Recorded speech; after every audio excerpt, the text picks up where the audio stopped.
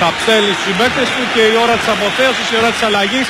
Ο Αντώνης Νικοπολίδης χειροκροτείται και χειροκροτεί τους φίλους του Ολυμπιακού που όρθιοι όλοι τον αποθεώνουν για αυτά που πρόσφερε όχι μόνο στον Ολυμπιακό αλλά και στο ελληνικό ποδόσφαιρο σε όλα αυτά τα χρόνια της παρουσίας του. Βλέπετε πως όλοι οι παίκτες του Ολυμπιακού τώρα πηγαίνουν και αγκαλιάζουν τον Νικοπολίδη. Σπάνιες στιγμές, συγκινητικές στιγμές για ένα ποδοσφαιριστή.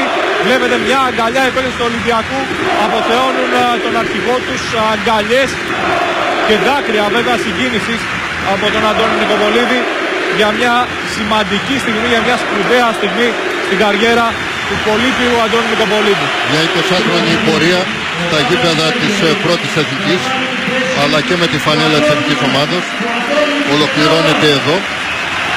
Ένας πολύ μεγάλος αθλητής, άνθρωπος, ποδοσφαιριστής, ο Αντώνης Νικοπολίδης. Δυστυχώς όμως όλα τα πράγματα στη ζωή έχουν ημερομηνία λήξης. Εκτελέστηκε από τον Βαλβέρδε. Ας ελπίσουμε ότι το ποδόσφαιρο όμως δεν θα χάσει τον Αντώνη Νικοπολίδη από μια άλλη θέση. Εδώ η τελευταία απόκριση της καριέρας του.